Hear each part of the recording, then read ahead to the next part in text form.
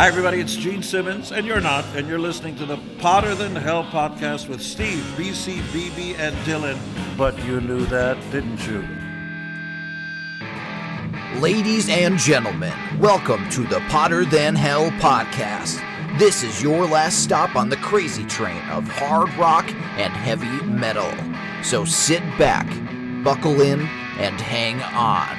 Here we go.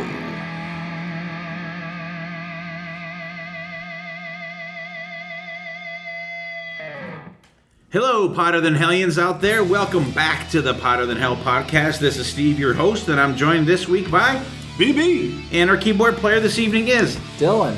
And once again, What a loser. again, BC still out on assignment. He came back from the Elton John concert, and then he went to the Wham tribute show. Unbelievable. So he's still on assignment, so hopefully he will be back with us next week. I hope he wakes up before our next He wakes up podcast. before we go. And he will be back. We gotta have faith. Yeah, he is still with us. He is still with us. He wouldn't just throw us a careless whisper and walk away. Totally lost my train of thought. Thanks, Dylan. That was a good one. Who would have thought all George those? Michael. Yeah. Yeah, see, man, oh man. Yeah. Welcome back, everybody. Thanks for listening. Hope you guys enjoyed the two Ace Frehley episodes. We had a blast doing them. It was great having our usual KISS guest, Rob, and Ed Spangenberg that does the Click Tea Shop for us. Hope you guys are picking up some of them shirts out there. They're really cool, and you could actually pick up some Potter Than Hell gear on that store also. You can get a ton of shit, shirts and mugs and backpack things and Anything from towels to backpacks to coffee mugs. banners. We don't have the coffin, the caskets yet, but we're working on it. Yeah. We're going to do the condoms first, though. Yeah. We're going to do the condoms I think that's first. for the best. Yeah, because we promote safety on this show here. Yeah. Okay, what are we listening to, guys? BB, do you have anything for us this week? I do have something All right. for this week because Attaboy. I dropped the ball last week, but this week I've been I've been rotating LA Guns Live between the Live in Milan, but I've been really loving the Tales from the Strip. Once again, LA Guns really, bring it to this live album. It was released in 2005, and the track listings are, pretty much normal LA Guns, but it just gives a better live version to the pretty amazing songs that Phil wrote through all these years. Gypsy Soul is always a big one. Vampire is an awesome song on there, and they even do like a newer version from the Hollywood's Burning from Hollywood Forever. Yeah, that's it. Hollywood's Burning. Hollywood Forever. Skin Shame, just a great album on there, and the Phil Lewis and Stacey Blades, not in the band anymore, but just a different sound than Tracy Guns has. Really, really great, strong album, and even the newer album that they released, Live from Milan, is good. It's almost a little bit heavier, but It's got a real live seems like feel to it. I kept falling back to this one. Michael Grant plays on that one. Yeah. All right, cool. LA Guns. Dylan. I have been listening to Anthrax's State of Euphoria because it's the 30th anniversary of the album, and they're coming out with a 30th anniversary edition of it that's going to have like an extra disc to it and a remastered version of the album. So I've been familiarizing myself because this is one of my favorite Anthrax albums because it starts off with Be All End All, which is such an awesome opening song. It's a great building song. And it has like Antisocial on there, Out of Sight, Out of Mind, 13, Misery Loves Company. So there's like a lot of really awesome songs on this album. And I've just been putting that back on my rotation just to get myself ready for the release of the 30th anniversary edition of it. All right, cool. Yeah, I love that album too. That's really good. I love Be All In. I'll open up an album. Yeah. Cover's really cool too. Since we went to see Ozzy, I've been on an Ozzy kick, and especially BB, bearded and unbearded Zach. All right. I have to say, and I remember when we were talking about when we went to see Ozzy, and I said, that Paranoid is a horrible closing song. I still totally feel that that's the case. And I said on there, they should just open up with it and get it the fuck over with. And I was listening to Live and Loud with Zach on there, and that's exactly what they do. I must have just totally forgot about it. And I put it on actually last night, and I was listening to it. I'm like, holy shit, they open up with that. And I like that they open up with it because it got it out of the way. It's a short. I think it's a way better opening song than a closing song. I'm not a huge fan of that. And I've been rocking since we did the Alice Cooper album, Trash. Did we do Trash? No, we did.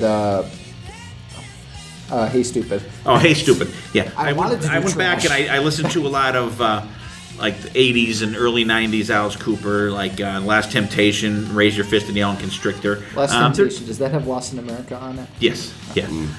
Like some really good stuff. So I've been kind of on a kick with those, especially the Ozzy stuff. I got in the car yesterday and I took a ride and I put No Rest for the Wicked on. Man, that is such a good album. Yeah. That's unbearded Zach. I love the one of the first times that they released Live and Loud. Do you remember the CD cover had the speaker? It had the metal now speaker. You can't find it. You still? I still have that. I have it too. I still have it. But I'm missing one of the discs. I'm like, when you said because it was like the steel mesh that was on like a speaker cover. Like a real speaker cover. That's awesome. Oh, it doesn't come like that anymore? I doubt. I wonder what they're probably pretty expensive on eBay. Oh yeah. Be even more expensive if you still have the one disc that you're missing. Yeah, I know. I'm missing one of the discs. It's probably somewhere, but God, my discs probably are shoved in scattered 18,000 places. So, yeah, you guys, let us know what you guys are listening to. If you're listening to something different, if there's something that you don't think we cover properly on the show, or a band that you don't think that we've mentioned and you want us to check out, let us know. We will absolutely check them out. All right, at this point, this is one of the episodes that I like, that I get to turn the show over to BB this time. Oh boy. So what do you got? Oh boy, I'm taking the keys and going for a ride. Dad, can I borrow the car? No. God damn it. This is going to be a little debate. We, back a couple months ago, we did Hell in a Cell, and Steve came out the champion over BC, so we figured we would have a little championship here. See if Steve puts up the old Potter than Hell in the Cell belt. We'll do a ladder match. Belts hanging up from the ceiling. And he's going to go up against Dylan tonight, because I think Dylan is the hidden gem of debaters on the Potter than Hell podcast. Ding ding. Sock it to us. So here we go. So we got. How about we'll do this? We'll do the. And in this corner, we have the kid behind the keys. He's a couple pounds lighter in the facial hair than Zach Wild. Just a little bit. We got Dylan the Keys Wright. Gotta think of my entrance song. Yeah, right? And in the other corner, the returning champion, the mouth behind the mic. We're going to call him tonight, Steve, the Podfessor Wright.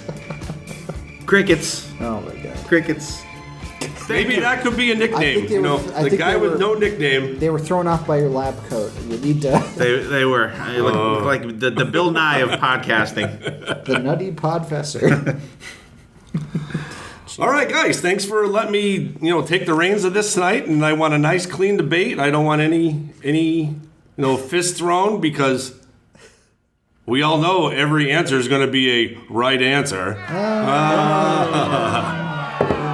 Ding. All right, so let's get right into it. We're not going to hesitate. Okay. We're going to go right into it. And we're going to have a toss-up trivia question to see who's going to go first. Okay. Now, do we shout out the answer? Do we? Maybe we can write it down. Maybe well, I need a piece of. We'll write this number down, because the answer will be in the form of a number. Ooh. Number 9. What if number we both 9? Get the right answer? Number 9. It's going to be closest without going over.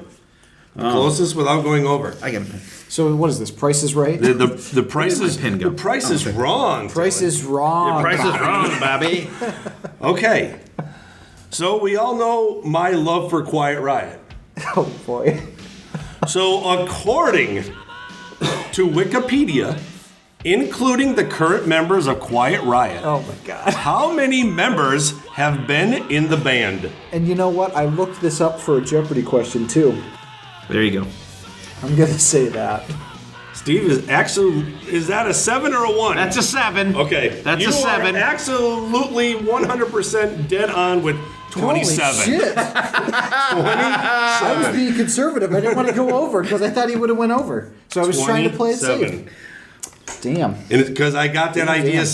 Somebody from Hair Nation, I don't know if it was Carl or whatever, said LA Guns had 49 members. I'm like, wow. Really?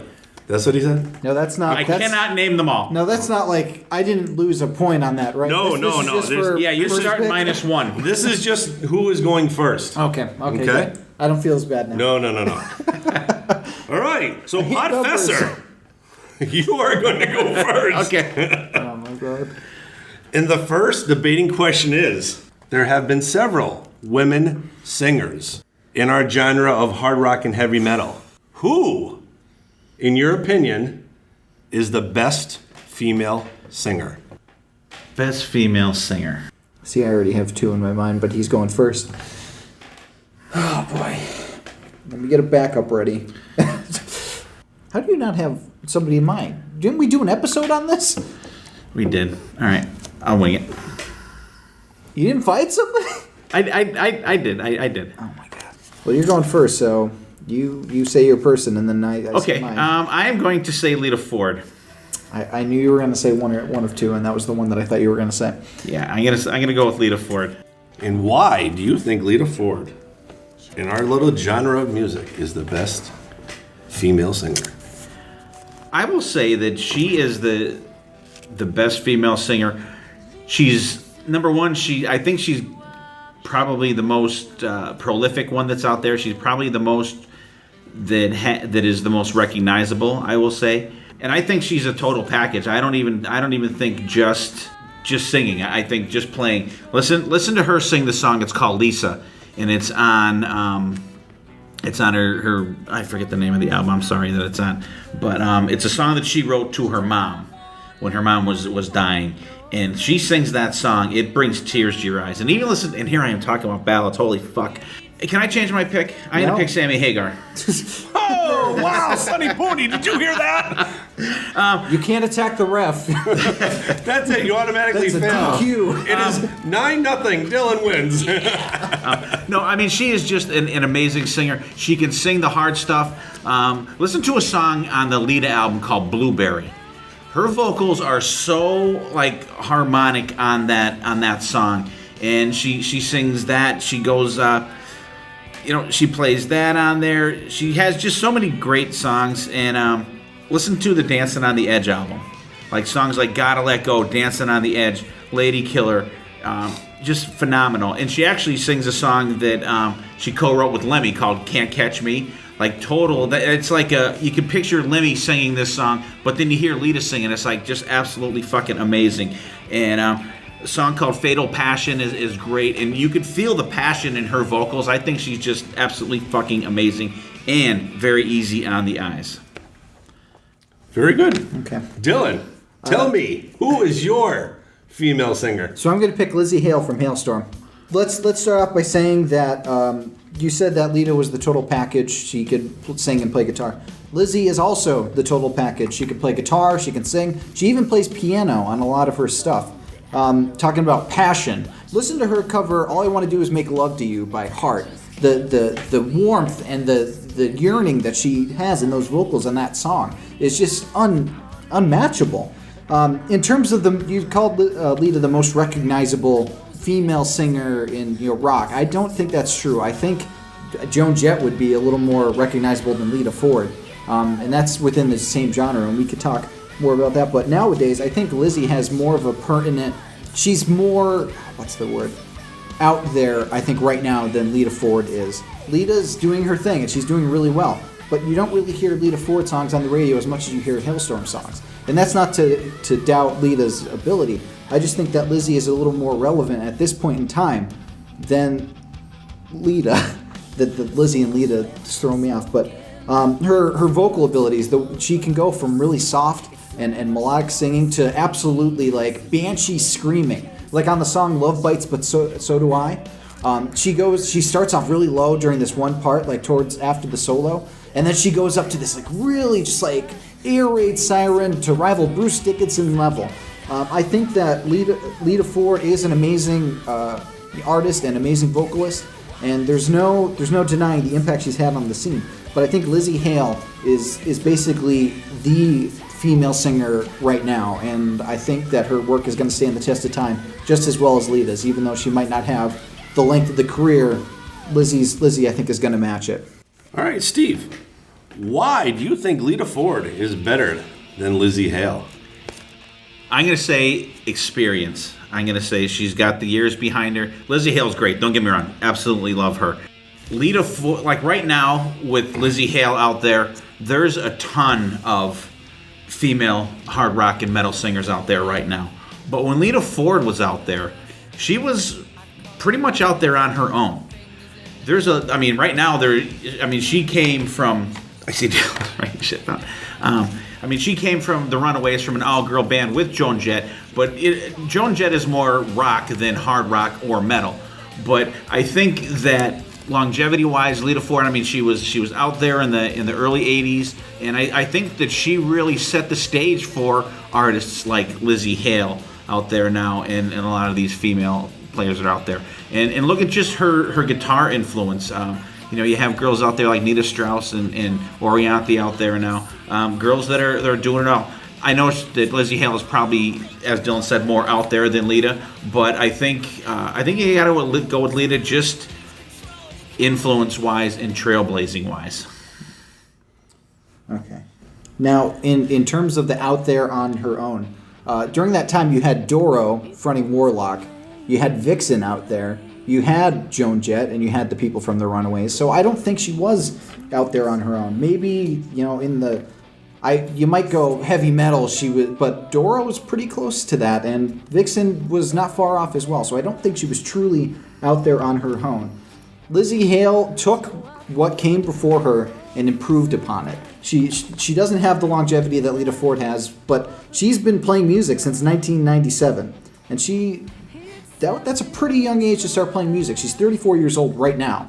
So she was like, 23, 22 maybe, that she started really getting into it. But that's a pretty young age to start. And I know Lita Ford also started that young. But I think Lzzy Hale managed to not have anybody, because Lita Ford was always overshadowed by Joan Jett in the Runaways, like when she was starting young. It was always Joan Jett, Sherry Curie, and Lita Ford was like kind of third billing. Whereas Lzzy Hale has always been in the front of what she's been doing. She's always been the main person. Whenever you see a track featuring Lzzy Hale, you listen to that track just because Lzzy Hale's on it. She does the re-recording of what song with Tom Kiefer? Is it Don't Know What You Got Till It's Gone? She does one of those. But you're sick and tired of hearing a lot of the Cinderella songs. But when you hear Lzzy Hale doing it, your ears perk up. She made you listen to songs like Get Lucky from oh my god, what's the name of that band? I can't remember.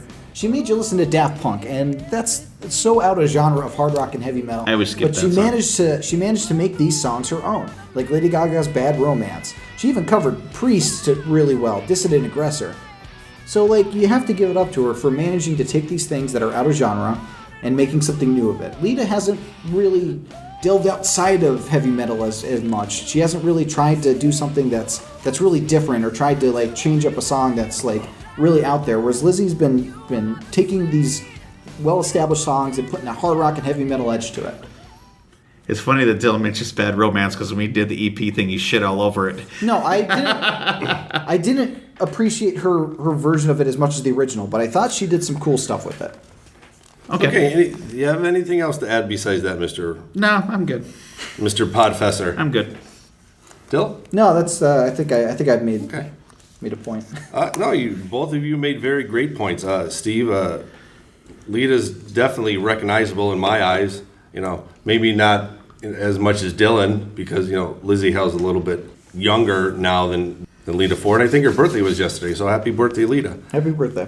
60. Experience. Looking good for 60. I love when you throw in the experience, Steve, and the longevity, because from the Runaways till now, she's still making music, and she has been a big influence on people.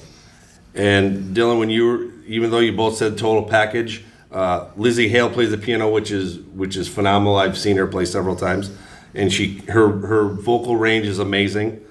But I think what hurt you, Dill, was you kept throwing in, she covers this and she covers this and she covers this. And I know she has a lot of EPs that cover a lot of music, and maybe I think I'm going to give this one to Steve because you kept throwing the covers in there. And if you maybe talked about more of the music she actually made instead of throwing the music that has already been there and that she did her own twist on. Okay. Right? Phew. I don't like doing this now. Now that I gotta listen to both of you, I'm like, can I both give you a point? Okay. All right, so Steve with Lita Ford. He's up by 3. Yeah. We'll have 1 point. 1. What about getting the exact number for quite right? That was just to go first. Yeah, but like when you're on the that price was- is Are right. you, if you are get you the- already finagling points? You just literally have one No, thing. it says I'm gonna knock it down to a half. Yeah, Jesus. You know I gotta do that. God. Boy, oh boy. Did you see how I was like, okay, I respect the... And you're just like, what? I can't get more? I can't get Tough 10 or anything? crowd Thank you, tonight. sir. May I have another? Jeez. I already told you guys in the beginning, you're both right. Here, you... Dylan's turn next. I'll just use that as our little Paul Stanley. Oh, okay. Okay, I get I can get Paul Stanley. You want Yeah, that's all right. This will be the new and improved Okay. Paul Stanley. So what's the next step? All right. So, question number 2. We all know what a shame the Rock and Roll Hall of Shame is. Between letting in all these non-rock and roll people. But tell me, what band do you think that is not in the Rock and Roll Hall of Fame should be? Now I gotta look to see who's in the Rock and Roll Hall of Fame. Okay, so I'm picking first, correct? Correct. Okay, is Iron Maiden in the Rock and Roll Hall of Fame? Iron Maiden is not in I the will Rock I and will Roll. go with Iron Maiden then. And tell me, buddy, why should Iron Maiden be in the Rock and Roll Hall of Fame? Well, before I do that, Dad, do you want to be looking at... Do you have a band already? I do. Okay, that's you're like twiddling I didn't your have to fingers. look. I'm like, okay, Iron Maiden should be in the Rock and Roll Hall of Fame. The main criteria that they always say is the main reason that all these bands are in the Rock and Roll Hall of Fame is influence. That's the one thing that they always say. Iron Maiden has had some of the greatest influence on the heavy metal scene that I've ever seen. So many different bands have covered Iron Maiden, and I know you didn't like me talking about covers, but I think in this case it's pertinent. Trivium has covered Iron Maiden. Dream Theater, an amazing band in their own right, did the whole Number of the Beast album live. They've done that with Deep Purple, live in Japan, which is an amazing album, and they've done that with another really Metallica's Master of Puppets. Both of these bands are in the Rock and Roll Hall of Fame. So it goes to show that Dream Theater has an amazing taste in music. Plus, they've also covered To Tame a Land. Iron Maiden has had... You guys are distracting the hell out of me. Iron Maiden has just, from the very start with the Iron Maiden album to the most recent Book of Souls, has shown such an evolution in terms of hard rock and heavy metal. They were there from the new wave of British heavy metal, and they're still here today. And every prolific metal band goes like, wow, I wish I could play bass like Steve Harris. Boy, I wish I could do right leads like Dave Murray and Adrian Smith. God, I wish I had the vocals of Bruce Dickinson. Every time you see a band list influences, it's Iron Maiden, Iron Maiden, Iron Maiden. It might be a little heavier than the Rock and Roll Hall of Fame might want to put in, but rock is a heavy, heavy genre, and leaving out this prolific heavy metal band is just a crime. And I think that'll be it for my opening statement. Very good. All right. Because I don't know who he has, and I'm nervous. Podfessor. Great pick, Dylan. Very good pick. They would have been my second pick. I'm nervous about who he's... My first pick is going to be Judas Priest. You can't think of Iron Maiden without first thinking of Judas Priest. Dylan actually helped out my argument when he said about influence, and that is how they, what they claim their criteria is for the Rock and Roll Hall of Fame, which we all know is a crock of shit because Deep Purple totally got fucked. They should have been in like 30 years before they actually got in, and it was a shame that John Lord had passed away by the time they finally let them fuck in. They influenced Iron Maiden. Iron Maiden went out on tour with Judas Priest as an opening band many times. Now I realize nowadays that Iron Maiden globally is a more popular live band than Judas Priest ever was, but look at the things out there. Rob Halford is Bruce Dickinson is awesome. This guy got so much shit going on, but Rob Halford, he is the metal god. That is his fucking nickname. Listen to the screams he does on Screaming for Vengeance, Painkiller, and I really think that there's so many bands out there that I believe mimic Judas Priest rather than Iron Maiden, because whatever Maiden has done, Priest has done it first. Iron Maiden may, be a more, popular ones these days, but like songs like, you name, what's out there for Maiden, their most popular, probably The Trooper, 2 Minutes to Midnight, but like you got Another Thing Coming, Living After Midnight, Breaking the Law. I mean, there's people that don't even like metal that know those songs, and they're just great. We've seen them this year, and they're a band that I think that still just keeps getting better and better. And I think that they actually are a band that evolved into bands that branched out into like thrash metal. Like listen to some of the songs, like early songs like Exciter, listen to Screaming for Vengeance. All these other like thrash and real heavy bands, they came after these songs, and there was just the double bassness when Les Binks was the drummer in the band. Listen to Unleashed in the East. That is the live metal album. It's only a single album, should have been a double album, but it's just absolutely amazing. And I think that Iron Maiden, I believe they absolutely should be in the Hall of Fame also, but I think Judas Priest should be in there before them. Priest is a good pick. I wish I thought of it, actually. But you're right. Iron Maiden does have a bigger global impact than Priest. If you listen to Priest live albums, the crowds are excited. They're into it. But if you listen to Rock in Rio, the crowds drown out the band. If you want to talk about just sphere of influence, having that big of a crowd sing along to your guitar riffs, let alone your vocals, I mean, that is an influence that nobody could touch.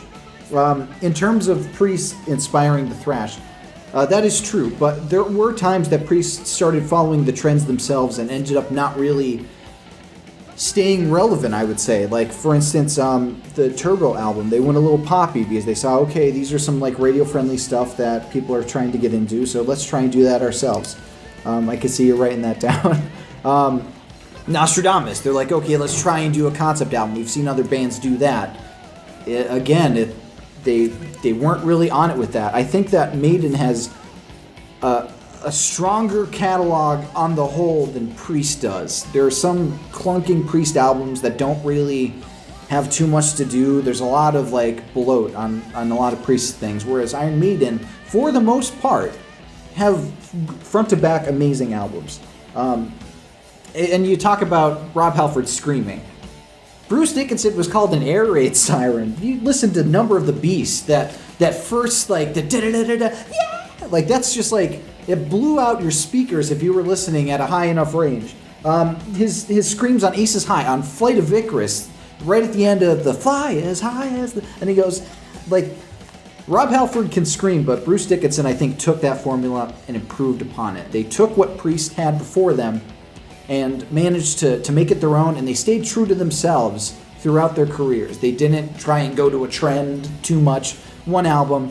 Otherwise, they stayed to their heavy metal roots. They wanted to do what was right for them, and I think that's Rock and Roll Hall of Fame material. Okay. You have a rebuttal, sir. I do. Dylan brings up Turbo, which I think is a fucking kick-ass fucking album. And he says about the experimenting and stuff like that. Iron Maiden did the same thing in the same year when they put out Somewhere in Time. They used the guitar synthesizers on some of the songs on that album, which I love Somewhere in Time also, don't get me wrong. But I'm saying that everything that Maiden has done, Priest, Dylan says they, improved on it. But it was done first by Judas Priest. Okay, one more thing for me. I mean, the Wright brothers made the first plane, but would you want to fly in that plane to like Europe? So like improving upon it makes the product what it is today. What stands as the halcyon. But if they didn't do it first, these other guys wouldn't be copying it. Yeah, but they in turn, it's like copying off a better material, in a way. I'm just debating that Judas Priest should be in there before Iron Maiden. I think they both should be. I think they should both, absolutely, definitely both be in there. But if I had to pick one to go in before the other, I would definitely pick Judas Priest first because they were an earlier influence on metal than Iron Maiden was. See, but the Rock and Roll Hall of Fame hasn't looked at that. The Rock and Roll Hall of Fame is We're not going never, how they think. Yes, we are, because we're talking about which would be in the Rock and Roll Hall of Fame first, and I think Maiden would be. Isn't it which should be? Well, I'm just thinking, like, in the minds of the Rock and Roll Hall of Fame, I think Maiden is... I'm thinking in the way that a normal, rational fucking person would think. But the Rock and Roll Hall of Fame aren't normal, rational people. They're morons. They only put in the first 4 members of KISS. But we're saying should, not would. Yeah, but I'm saying that Maiden should be in there, and I'm saying that they would probably be put in before Priest. They may, but they shouldn't. That's my argument. That Priest they should absolutely both definitely be in there, but I think Priest should go in first. Okay. Once again, you guys are back and forth, blood, losing teeth. I liked how you used the covers this time. Everybody covers Iron Maiden. Yeah. But once again, the line that hurt you, I would have picked Judas Priest if I thought of it. You could. It's just one line. That is swinging at the curveball outside the strike zone. It's that big watermelon coming in that you can't hit. And Steve had a couple great plays. Both singers, top notch, and the band behind them, top notch. And what Steve said with Judas Priest kind of did first, kind of caught my ear. I think I got to give this one to Steve again. Yeah. Okay. Who do you think should be in there first, BB? Judas Priest. I honestly think Priest should too. I just didn't think of them. I thought they. I knew. Thought they were in there. When I thought of this question, I knew whoever picked Priest, the other one would pick Maiden. Yeah. The problem was there's other scrolling bands through too, my like- Apple and Iron Maiden pops up Eyes Before J. Yeah. Okay, we're gonna level the playing field on the next one. Since everybody's phone is open to Iron Maiden, Mine's not. I didn't even tell my phone at all on that one. the next question will Well, be you're picking first anyway, so. the next question will be about Iron Maiden and something to do with Derek Riggs in the artwork of Iron Maiden. So I ask you to. He's gonna pick Dance of Death, aren't you? What Iron Maiden album cover is the greatest artwork? Steven, the Podfessor. I'm going to say Somewhere in Time. Somewhere in Time has so much, and I'm not even looking at anything because this is one of those things when you actually went to a store and bought an album and you put it on and you studied every fucking thing on that album. There's so many references to Iron Maiden songs and albums, the Aces High Bar and the Ancient Mariner thing that they have on there. There's so many references to other Iron Maiden things going on in that album. And actually, let me think. I think it's the first Iron Maiden album that actually, if you go on the back of it, it has paintings of the Maiden guys on the back of the album, which you never had before. And it has and I think that would have been a perfect album for it to be a gatefold to open up, where you have Eddie on the front as like I think it was kind of like an ode to the Blade Runner, I think it was, and you have the space cars there, but it actually has the Iron Maiden guys painted on the back, and I believe, if I'm not correct, I'm not looking at it, Bruce Dickinson has the old World War I type fighter pilot headgear on with the goggles on the back of that, and like a bomber coat. So I think it's just you get a little bit of everything that Iron Maiden has done on an album cover, front and back, and it is so cool. Look at him with that gun, and you can see he's like a like a cyborg, and you can see the like the steel skeleton and the muscles like exposed, and he's just like so fucking badass on there. And I think it is absolutely the best Maiden cover. I think there's just so much going on there. It's amazing. Dylan, I'm going. in your eyes, buddy, what do you think Can I tell you which one he's going to pick? Well, Can I tell you? what You're do going to pick Power Slave. I'm not going to pick Wow. Power Slave. Okay. No, I'm going to pick Dance of Death. No, I'm not picking Dance of Death. That album's a fucking travesty of an That album sucks, cover. yeah. The album itself is great. The album's great. cover. I agree. Yeah. No, I'm going to pick The Number of the Beast, and let me tell you why. Somewhere in time, I think it took you like 10 minutes to explain what's on that album cover. It's too detailed, especially in a digital age where everything's down to like a thumbnail. You can't. All of that is lost. You need like a full album like to appreciate it, and yeah, it's cool. But to me, album covers like are iconic. You can picture every detail on the cover. I just told you them. Somewhere in time, like there's a lot you'll lose. You can't recreate it from memory. Number of the Beast, you have the devil doing an Eddie puppet, but Eddie is pulling the strings on the devil. I explained it in 5 seconds. But it's super like artistic. It looks really awesome. It's like a comic book cover almost. Like the colors in it are really vivid, and like there's this like awesome swirling in it. I think it's a more iconic cover than Somewhere in Time, only because Somewhere in Time is too busy. There's too much going on. Like the details are cool, but if you're looking at, from across the room, you see an album. There's too much to look at with Somewhere in Time, but you just see like the 3 figures on the Number of the Beast album from across the room, and you're just like, yes, that's the album I'm gonna pick up. That other album, that's way too much stuff on it. I don't have the time to look at it. And in this digital world, I'm looking at this one album, and it's got the icon status because of how simple it is. It's simplicity in its best form, I think. I didn't want to pick Power Slave because I think that is a little too busy as well. I like a nice, bold statement of an album cover. Inside references are cool. It's cool to have like a reference to a song or anything, but like an album cover is supposed to just like tell you what exactly is happening, and I know exactly what's happening right from the look at that. I don't have to read an entire story to know, okay, I know what that means now. I just know Eddie's pulling the strings of the devil who thinks he's pulling the strings of Eddie. Very good. Steven, why is Somewhere in Time better than Number of the Beast? I do not think in the way of digital stuff. I grew up in the age of albums that you actually, held that 12-inch album in your hand, and you were able to, check it out. And you're not walking into any fucking record store now and seeing any Iron Maiden album on a fucking wall. And It was a hypothetical situation. well, I'm just going by how I think, and I think that if you're a diehard Iron Maiden fan, you're looking at that album cover and you're like, oh my God, here's that. Like at the front cover, there's like a cyborg hand coming up, like is on the Killers album, but it's like a cyborg version of it coming up on the front there. I think it's just.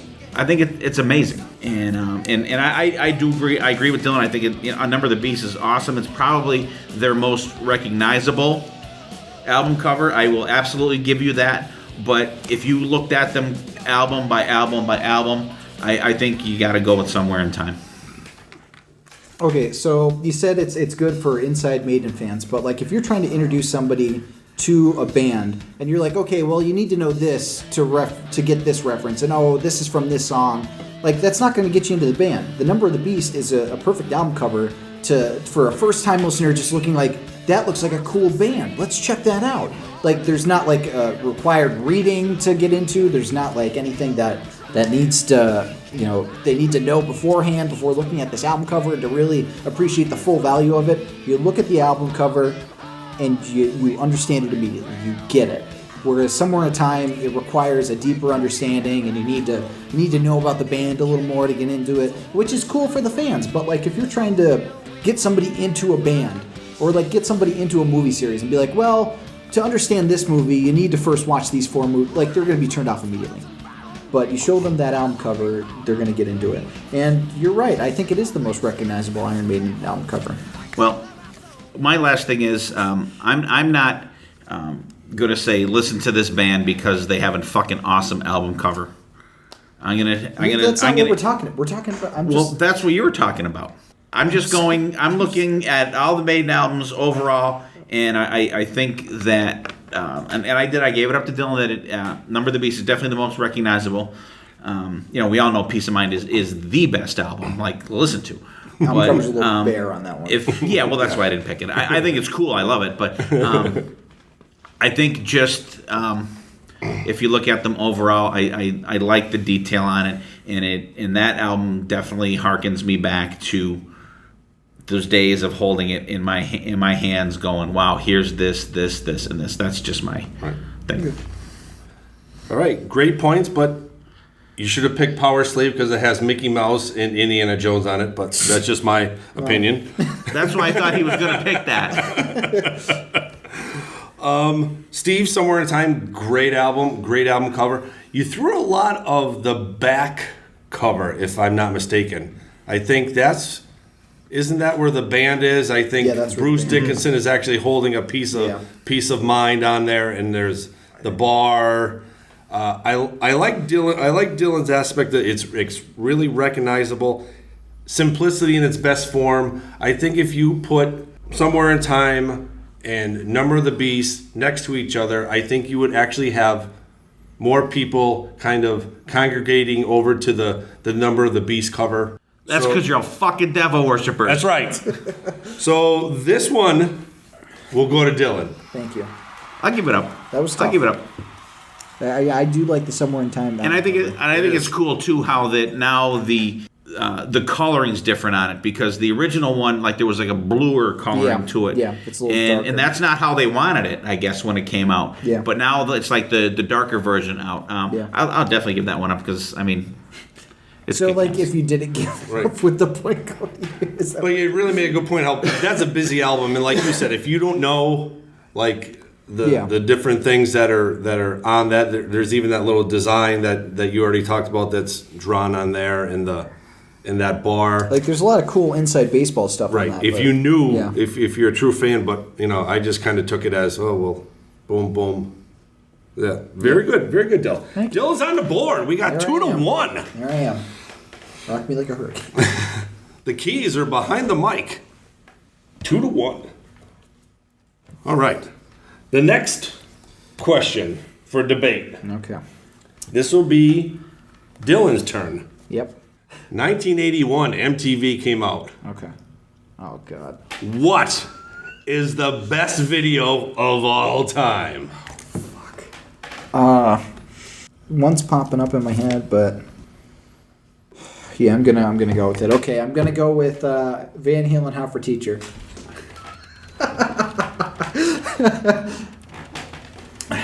Yeah, I'm gonna go with Van Halen, Hot for Teacher. And why is that the best video of all time? To quote my fellow host, music is about fun. Music is about having a good time, partying, getting in a good mood. And let me tell you, the Hot for Teacher music video is good time personified. This is the band, while they may have been feuding behind the scenes, in front of the camera, they are yakking it up and being goofballs, and it just makes you love the band even more. You got Dave as the bus driver, sit down Waldo. You have the mini band members making an appearance. The Eddie Van Halen doing the guitar solo with the top hat and tuxes, and the music video is bombastic. It's crazy. It tells you everything you need to know about this party band with Diamond Dave on lead vocals and Eddie Van Halen shredding the guitar. It's really the band personified, this music video. It shows the wildness of Eddie's guitar and how frantic the school is, and the bells are going off, and it's just crazy stuff happening. And the showman of David Lee Roth, just coming through, and I could just picture the band members doing the jazz hands as they're standing in line, and it's a music video that has no parallel, because it's just all about rock and roll, having a good time, and having a hard on for your teacher. And it's a classic music video for a reason, and it made you go shit when I picked it. So clearly, it has some staying power. Has a little girth behind it, huh? Plus, it was on our music videos episode. Right. So, Hot for Teacher, Van Halen. Good pick. Podfessor. Good pick. You're up against the wall here now, buddy. I'm gonna go with a little wild card here on this one. I'm gonna go with Twisted Sister. We're not gonna take I it. knew you were going to pick that too. Off of you have Niedermeyer from Animal House on there. Pass the carrots, please. And you can tell he's just gonna be a dick throughout this whole video.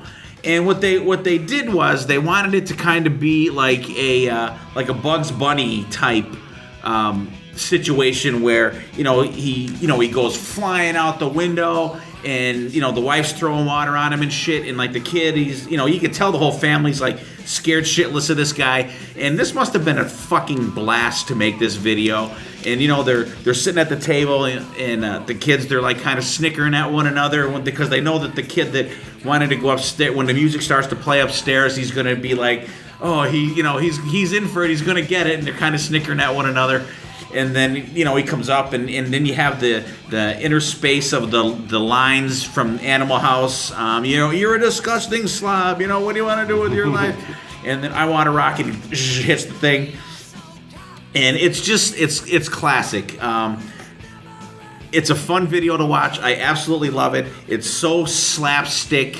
And I guess people like kind of were against it, that it was too violent and everything. But that just shows how people just even back then in the 80s, I mean, it's a million times fucking worse now. People have no fucking sense of humor whatsoever anymore. Correct.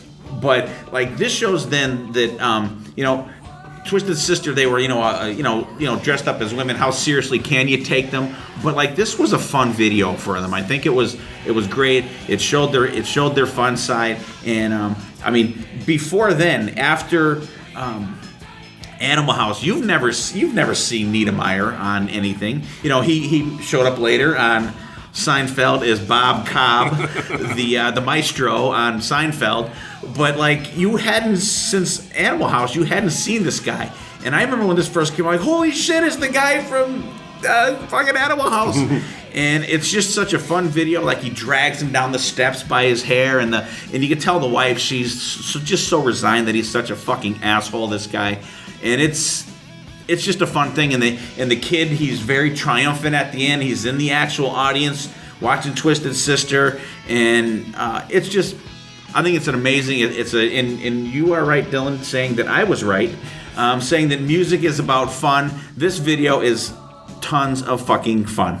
All right, Dylan, why is Hot for Teacher so much better than We're Not Going to Take It? See, I think Hot for Teacher is a little better than We're Not Going to Take It because it shows that the band has a sense of humor about themselves.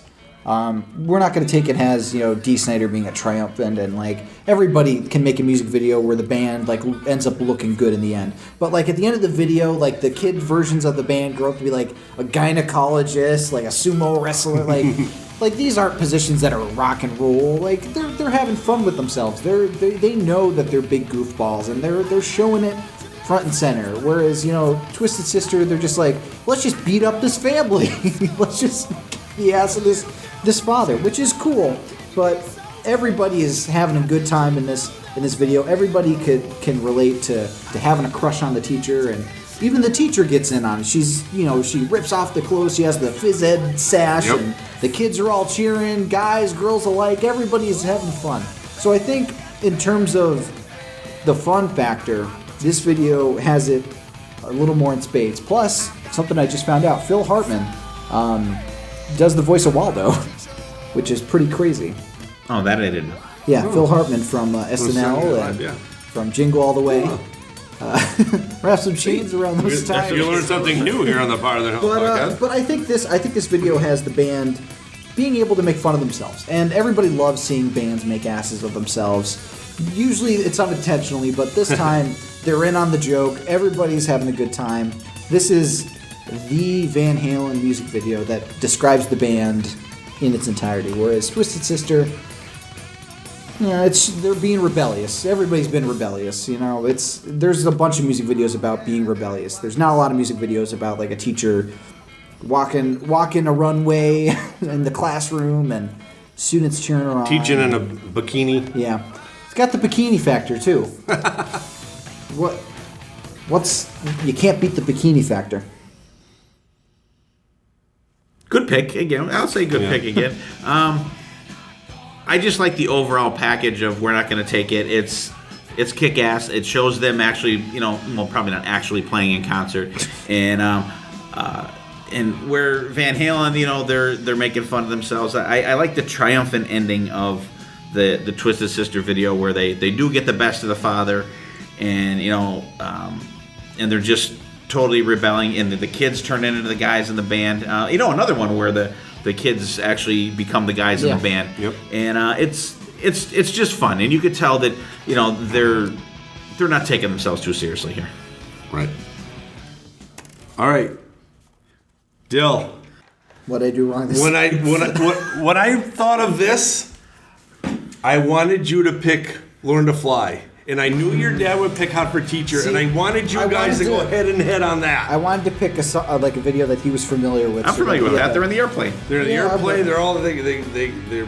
And Dave Grohl plays like everybody on it. Yeah, the whole band is every increment. And he's like the one guy's like, That's.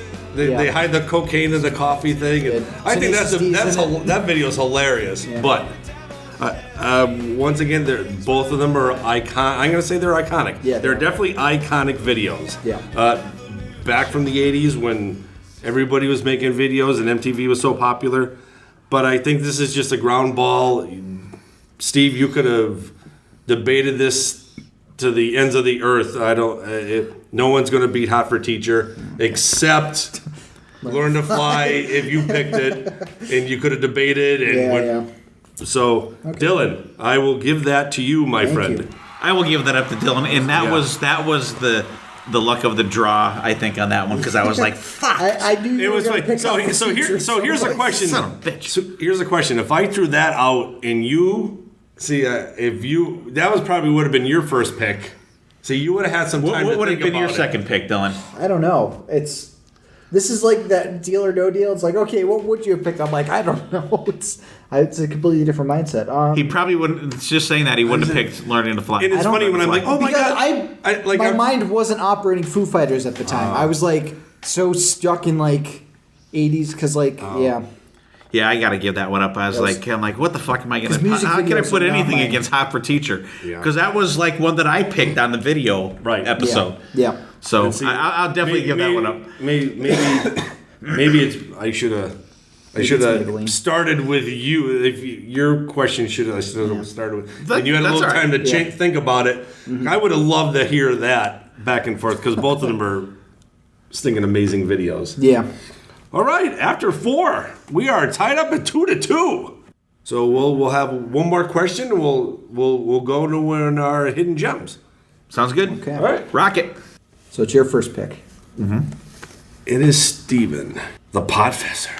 Let's go with since we've been throwing around the hard rock and heavy metal thing a little bit here and there. Mm-hmm. In your opinion, what was the very first hard rock and or heavy metal song ever? The first one, the first song that you think is the center of all things holy of hard rock and heavy metal. I'm going to say A Whole Lot of Love from Led Zeppelin. It's on Led Zeppelin 2. It's just I don't think besides Smoke on the Water, I don't think, which, the Led Zeppelin one came first, I believe. I don't think there's a more recognizable guitar riff besides Smoke on the Water that is A Whole Lot of Love. It's got the monster drum sound. It's just got that vibe that this is here's something new. Here's something totally different. This song here is a game changer. Robert Plant's vocals are amazing on there. Listen to, Jimmy Page. There's not enough you could say about him as a guitar player. John Bonham's drums, but listen to John Paul Jones's bass when that kicks in. When that kicks in, like when it totally kicks in, and then it has a guitar, then the bass kicks in, and then when and the drums kick in, you are set on a musical journey that nothing is the same after this song. Robert Plant's vocals are just absolutely insanely out there, and even that part in the middle is that it's just amazing, and it really took the band to a new place out there that just is uncharted territory. Dylan, in your eyes, what do you think the very first hard rock and heavy metal song was? I'm going to say, in my opinion, the first hard rock and heavy metal song. I mean, I think Whole Lotta Love is a good choice, but I think they did what you said first with Dazed and Confused off of Led Zeppelin 1. It has the soft and loud aspects of heavy metal. It has the kick in at the end, the amazing solo. It has all the elements that you would associate with heavy metal in terms of time changes. Like it starts off as slow, but then it kind of has the pickup towards the end. It has Robert Plant belting out these haunting vocals that would fit in on like a Black Sabbath song. I almost see Dazed and Confused almost inspiring the first Black Sabbath album, because Ozzy's vocals seem very Robert Plant-ish from this song in terms of like listen to his like quality of voice during Black Sabbath, the song, and you could kind of hear like similar tones with Robert Plant in this song, and it just starts off like really moody, and it's almost like a proto Black Sabbath in terms of it starts off soft and then it gets loud and then it goes soft and then it gets loud again. But I think that Dazed and Confused does what Whole Lotta Love does, but first. I agree to a certain extent on some of what you said there, but I think Dazed and Confused harkens more back to the more psychedelic stuff. I don't think you get that hard rock metal feel from that as much from that song as you do for A Whole Lotta Love, because metal is very riff heavy, and I think that this is just the I mean, if someone plays Dazed and Confused, you're gonna have maybe 6 people say, "Oh, that's Led Zeppelin." But if you hear Whole Lotta Love, you're gonna have all 10 people that you're polling say, "That's A Whole Lotta Love," and that's Led Zeppelin. I think it's a way more recognizable song out there, and I think that really got the ball kicking on that. There's a movie called Dazed and Confused. There's not a movie called Whole Lotta Love. I'm sure there's a porn out there. Yeah, I called was that. saying, Mouch Kabow Wow. I mean, okay, I get what you're saying in terms of the psychedelic stuff, but like that's what metal came from, was this psychedelic stoner rock, and it's slowed down and it's like this moody, like dark thing, and that's heavy metal. That's where it comes from, is this dark place. And if you look at the lyrics, we even have kind of references to Satan. Soul of a Woman was created below. Like that's the basis of heavy metal, is talking about dark shit. And this song talks about this girl hurt and abused and telling all lies. Like it's about the dark. It's about the evil stuff before Whole Lotta Love. And I think it inspired many bands. Whole Lotta Love did too, but Dazed and Confused was first. That was the first hard rock and heavy metal hit that anybody could get. My Rebuttal, sir. My last thing is that I think that riff-wise, Whole Lotta Love beats out Dazed and Confused, because I'm just going by look at what is the most recognizable riffs out there. Whole Lotta Love, Smoke on the Water. They're going to be the first 2 things that come to mind when people talk about that. See, but I think the riff in Dazed and Confused has a lot of elasticity. Like you could use it for a lot of things. It starts off with like this muted bass line, but then it becomes into this screaming guitar. So it plays a lot of different roles within the song, and they're able to create this amazing variety with this simple riff. And then they manage to build upon it and just make this awesome song. All right. I had a feeling either both of you are going to go Led Zeppelin or go Black Sabbath. I was going to do Black Sabbath until he said a whole lot of love. So it was great strategy. You know, whole lot of love, great tune. I like how you said it's a musical journey. It's very riff heavy and it's very recognizable as a Def Leppard. I mean, a Led Zeppelin song. Dylan, the time changes in Dazed and Confused is really amazing. I like how you brought that up. I love how it goes from very soft to very loud, and it's moody. It comes from a dark place. It's dark and evil. You know, instead of love, it's Dazed and Confused. Yeah. So I think at halftime, Dylan is going to be leading 3-2. Yeah. He's on a 3-0 run. This kid. That's a hat trick right there. That's a turkey in bowling. Good pick. Thank you. That was good too. I was going to pick Black Sabbath until. See, that was a great debatable. That was a very good debatable. Because I figured if I would pick Black Sabbath, you'd be like, "But mine came first," and that would win the argument because it did. So I tried to do that. All right, and now we'll get into our hidden gems. Here we go with our hidden gems. I will take the show over for a couple more minutes here, and we'll do our hidden gems. Let's start with Dylan. My hidden gem is actually one of my friends just released her debut album. She goes by her first name Tatiana, and the album's Unspoken. It's a hard rock album, actually. There's a lot of really cool. Her vocals are just absolutely amazing, and definitely the focus of the album. But like the backing instrumentals are really cool as well. A lot heavier than I thought it was going to be, but I would definitely recommend it to anybody on the listening to the podcast. So it's Tatiana. The album is called Unspoken. You can find it on Apple Music, Spotify. I heard it was on basically all the streaming formats. So, oh, really? Oh, yeah. Cool.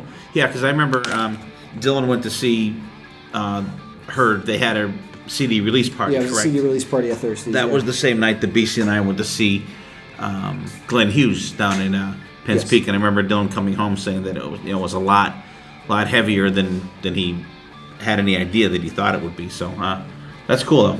Yeah, definitely check it out, everybody. I'll go next on this one, and this is a band called 8 Ball. They are from Cooksville, Tennessee. They have a great album. They formed in 2017. They have a full album out. It's self-titled. Came out in 2017. Great, just a hard rock band. Straightforward hard rock. A lot of cool, like almost borderline thrash sound to them.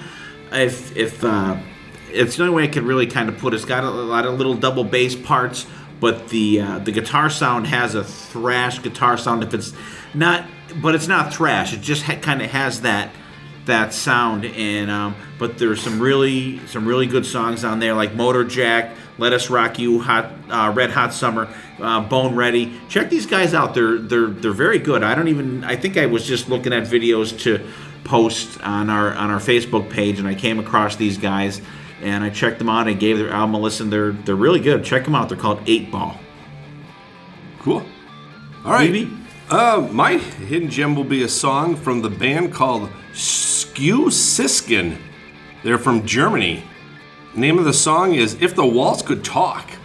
This was a popular song back in, I think it was like 93. Like they had a couple week run on MTV when MTV was still making videos. They're kind of like a cross between like a AC/DC and a Motorhead. So they're, a little bit on the heavier side, but just a great band that just didn't get enough love back in 1993 when this kind of music was losing it to the guys from Seattle. So actually, go check this song out, If the Waltz Could Talk by Skew Siskin. Never heard of them. Cool tune, really cool. I have heard of them before because I remember when Lon Friend used to do a section on Headbangers Ball, and actually this was he used to do like, hey, whatever band, check him out. And I always remember him and me and BC go back and forth. You probably even heard us say it a bunch of times. Hey, Skew Siskin, check it out. And like that was like the one band that he had that he wanted you to check out. But that's the one that stuck in my mind. Although I never did check them out, so I will definitely check them out. Okay. All right, cool. So we got Tatiana for Dylan. Yep. We have 8 Ball for me and Skew Siskin. Check him out. It's for BB. All right. See, they're in a fun band even says. There we go. I know. It sounds cool. All right, BB, here's the reins back. All right, buddy. Thank you. And this is fantastic. I'm having a ball doing it, but in the same way, I'm feeling guilty. And this is tough to be the referee with you two. But Dylan is up 3-2. And Dylan, it looks like you are going to go first on this question here. Okay. Let's talk about instrumentals. Oh boy. What band out there, and there are several instrumentals, album fillers to be, just to balance out albums from all the way back from Led Zeppelin to still now. Who in your hard rock and heavy metal ears has the best instrumental? I'm going to have to go with Rush. In terms of instrumentals, the great thing about Rush is every single member is being utilized. A lot of times the instrumentals, they'll have to leave out the lead singer because the lead singer doesn't play an instrument. Lead singer is Geddy Lee playing amazing bass guitar. You listen to instrumentals like YYZ off of Moving Pictures, Livia Strangiato off of, I believe, Hemispheres, I want to say. I think it's Hemispheres, yeah. You listen to like any of these instrumentals that Rush puts out, every second is meant for something cool. They add in little cool Easter eggs in their instrumentals, like YYZ. The opening, ting ting ting ting, and like the guitars are like the Morse code for YYZ, which is a really cool additional thing that adds to the awesome sound. And a lot of Rush's instrumentals have inspired other bands like Dream Theater, who also do gas instrumentals, but they wouldn't be able to do their instrumentals the way they do it without the influence of Rush. So on top of each member being a master at their craft, Alex Lifeson on guitar, Geddy Lee on bass, and Neil Peart, did I pronounce that right this time? You did. Okay. On drums, everybody is like the top of their list. Like if we had the Canadian Mount Rushmore, they would all be on their individual Mount Rushmores. Nobody is being wasted. There's no instruments that are useless or overutilized or underutilized. Each instrument has its own part and its own thing to do. There's never any time where you're thinking, okay, well, this one part goes on too long, because these are smart players and they know how to keep their parts concise and how to keep them interesting to the ear. So I think Rush is the best instrumental band. Though Geddy Lee's vocals are great, I think that they have the best instrumentals.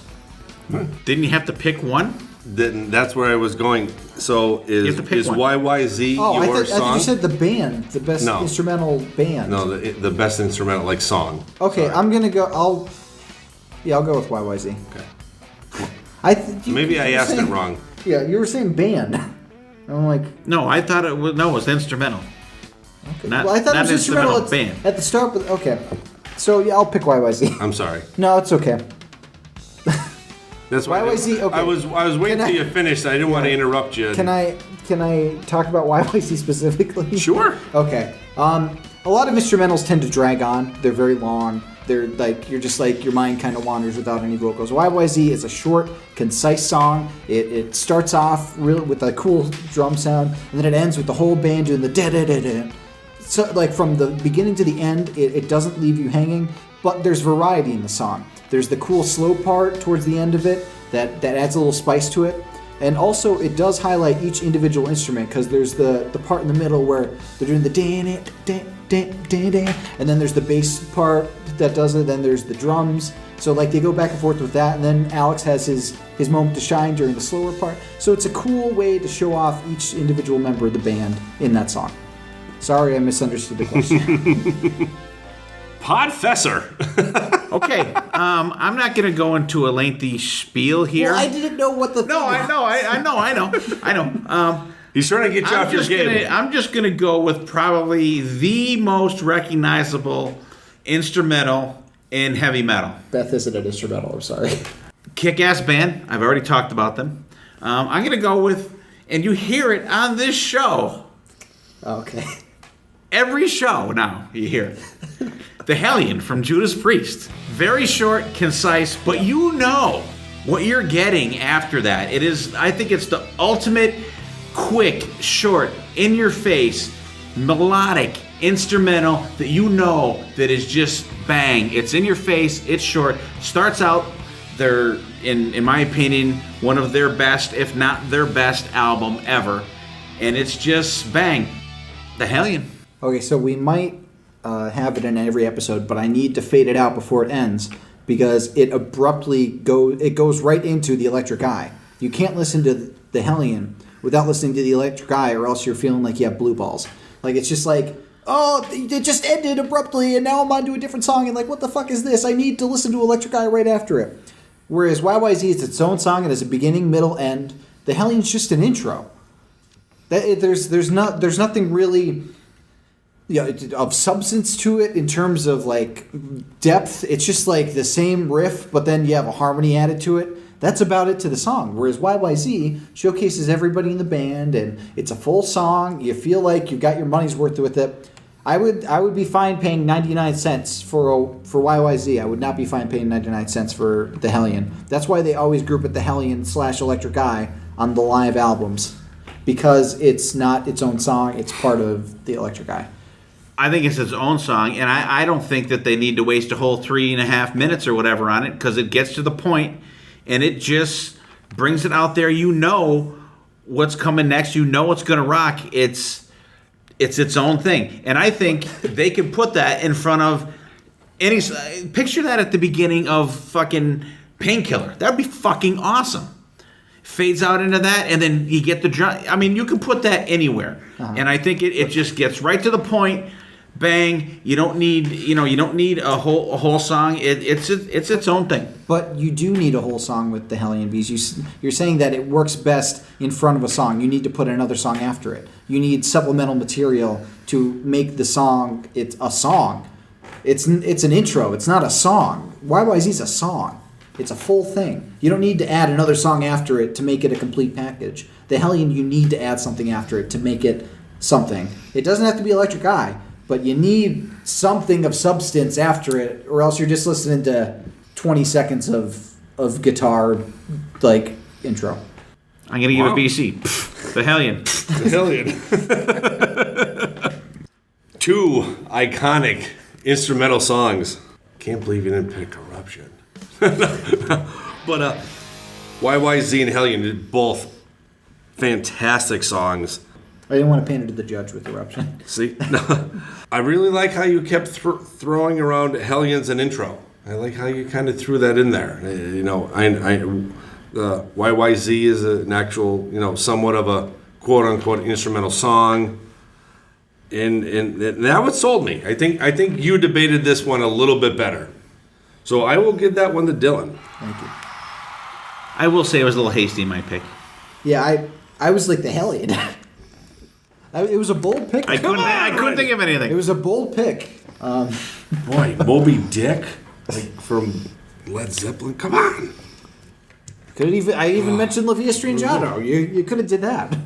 I know. Fucking Van Halen. I got nothing. Writing it down. I got nothing. Van Halen has more instrumentals than I can think of. Could have did little guitars. I got nothing. Come on, Righty. I got nothing. Get your pot fodder head in the game. Podfessor. Damn it. See, We are not the Podfather. we are not the power.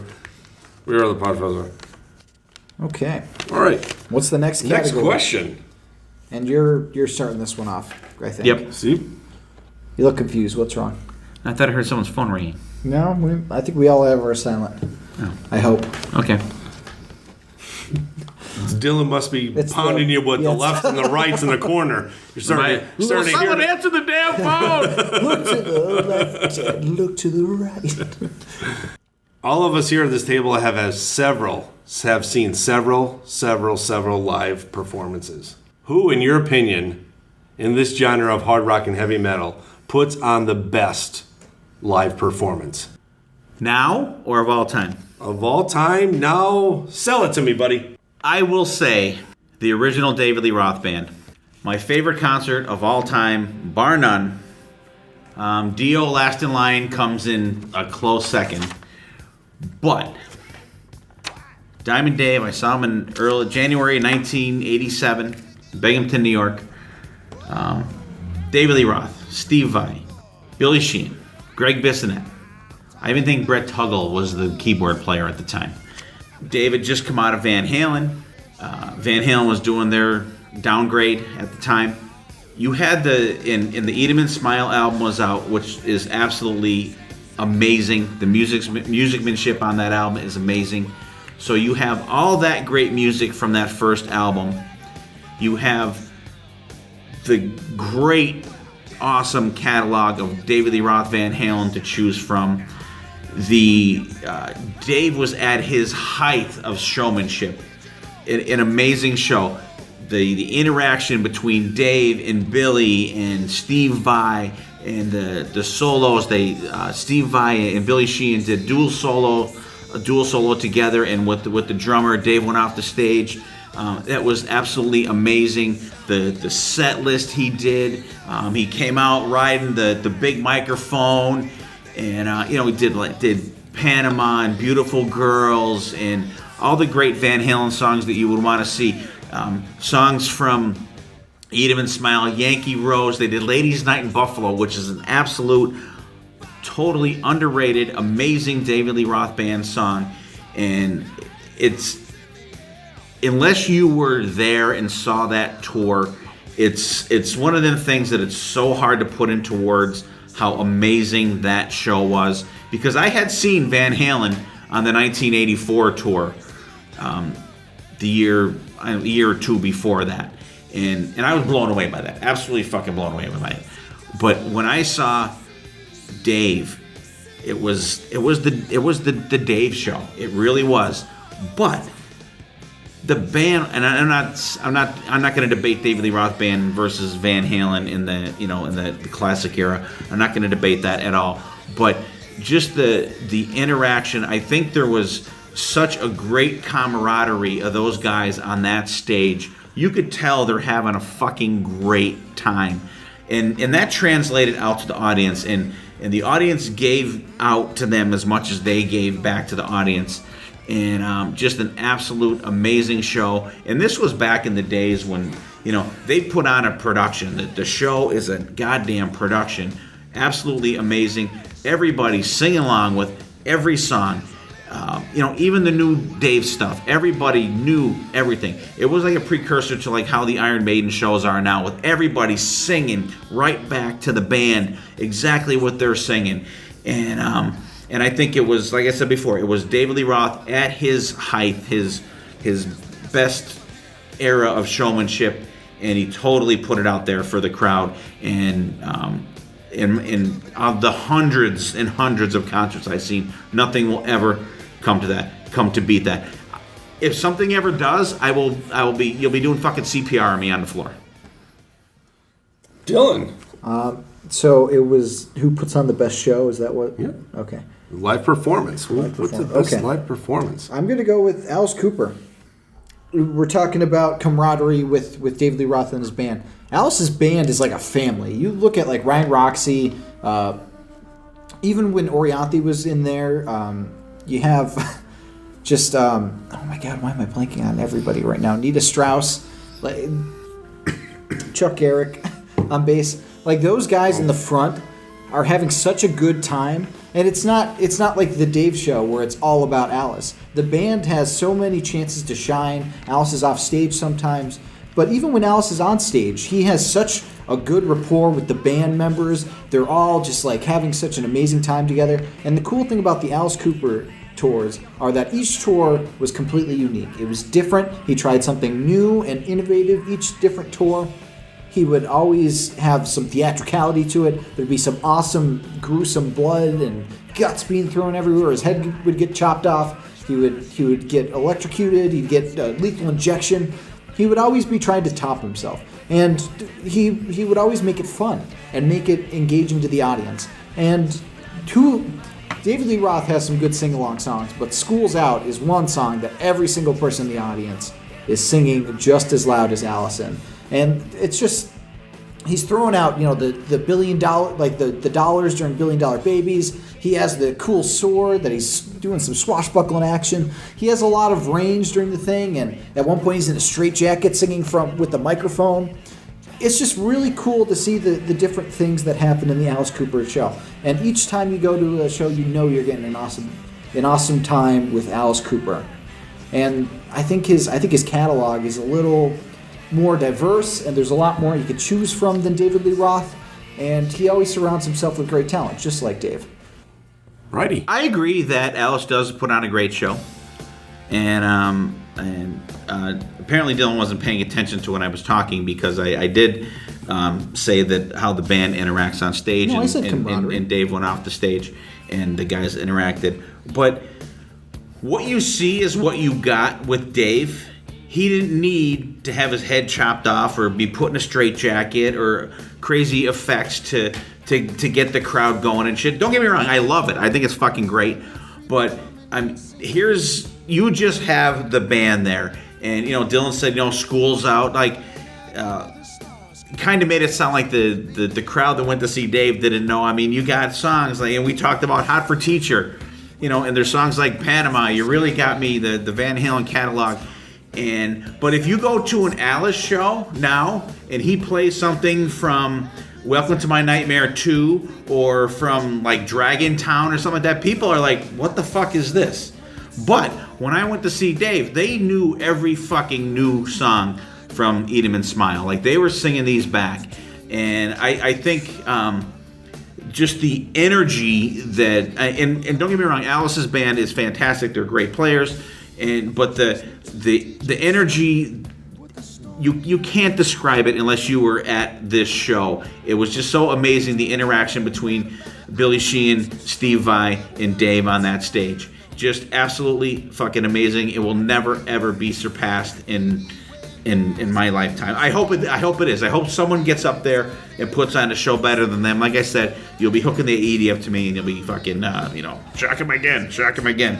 And Alice is playing, and he says it. He plays a character on stage. Like, he will not say thank you, hello, anything during the show until he takes off the black stuff at the end of the show and puts on the white stuff, and then he's like, hello, thank you. But Dave is Dave. The whole show, thank you. Talking with the crowd, bullshitting, just absolutely amazing. And I think it was at the height of his thing, and I enjoyed it way more than I even did enjoy seeing Van Halen. See, it's easy to look back with the nostalgia goggles and say this one time, this one specific outlet of the band was amazing. But Alice, even to this I've seen them twice. Okay, twice. So the point still stands. Alice, to this day, is still putting on the same kind of show that I'm talking about that he's put on since the beginning. You could still go and see it. You could still see this amazing performance. It's the performance that keeps on giving. Whereas Dave, it was, just a once in a blue moon chance that he had this amazing lineup. Alice, it's like just consistently amazing. All right, both of you really That band is good. Really threw some great points. It's almost like you said, like you were doing good, and your last thing you said, it's almost like repetition. Like he just does the same thing. No, I was saying, I said earlier that it's like a different performance every time. But then just now you said you're running repetition. Okay. It's not quite what you see where I get it from? Or he gets it But from? I like how Steve says he didn't really need the theatrics to get the crowd into it. Everybody knew what they were doing. Everybody knew the songs, the Van Halen songs, the Eat 'Em and Smile songs. I really thought that was a great point. So I'm going to give this one to Steve. So both are great. I still love going to see Alice. No, it's yeah. I'm surprised you didn't say. I knew. Nothing Dylan was we're gonna say. I thought you were gonna play. I thought you were gonna go Kiss back and forth, being with the blood. I was surprised when you did it. No, I wish Kiss could put on a show as good as that was. All right, well, you sold me. Although Hot in the Shade in '89 came close. Okay, what's the next? But the Dio one was even better than any Kiss show. All right. In all the years of Kiss, they have had 6 different lineups for all of their albums. Dylan, what is the greatest lineup in Kiss history? Okay. As per albums. Okay. So you want me to say okay? So I'm gonna just say specifically Hot in the Shade era. So you got the Gene, Paul, Bruce Kulick, and Eric Carr. And this was throughout the 80s. So this was, I believe, from It was No, Asylum, it was Crazy Asylum. Nights, and Hot in the Shade. Asylum through Hot in the Shade. Yep. 3 albums. Okay, so you have the best drummer that Kiss has ever had, Eric Carr. His drum sound was unparalleled. I think Eric Singer comes close, but he doesn't match the ferocity and the just can-do attitude of Eric Carr. Plus, Eric Carr was allowed to do Eric Carr. Eric Singer was allowed to do that for one album, and then he had to do Peter Criss. Bruce Kulick, probably the best guitar player with Kiss. Sorry, Vinnie Vincent. I know you're a big No. Vinnie Vincent fan. Nope. His solos in Crazy Nights, and I did listen to Crazy Nights, and let me tell you, he is the king of that mountain. Yes. His solos are just like blistering, and they go with the song really well. I think their riffage was really great.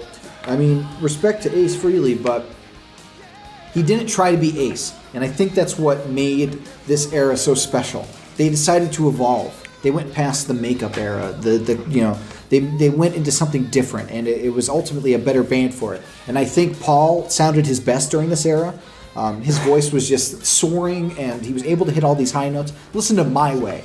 He would never be able to sing that now, and he wouldn't have been able to sing it at the beginning of his career. Gene was kind of checking out during this era, but even in checking out, he was still putting forward these amazing vocals and these amazing bass riffs. Like, it's just like the perfect storm of a Kiss lineup, I think. The other lineups are good. They have their good moments, but they're hampered by the fact that they're either trying to be somebody else or they can't quite get to the level that they were at the beginning, or they're still fresh and just trying to find their footing. So I think this is the lineup that was solid from point A to point Z. Podfessor. Is it my turn? Okay. Okay.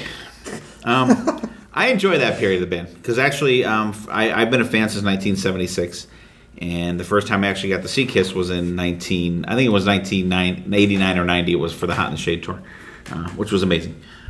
However, you could not have had that era if it wasn't for the original era of Kiss. For as much as I'll start with Peter Criss. For as much as I rag on him, the original Chapman, however, if you will, watch him in the early videos before his decline. Absolutely amazing, kick-ass drummer. Kiss. I had to throw another BC in there. Bruce Kulick, amazing guitar player. Absolutely amazing guitar player. And he said his blistering solos. Totally agree.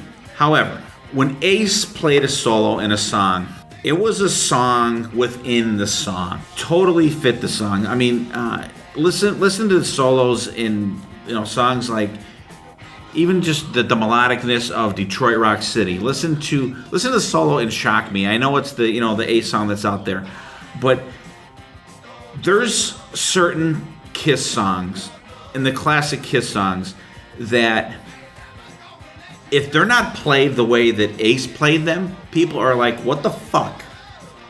But if someone played a song from Asylum and it wasn't note for note that Bruce Kulick played it, or a song from Lick It Up that Vinnie Vincent played, or a solo from something from Asylum, or not Asylum, I'm sorry, Animalized that Mark St. John played, people would not even notice.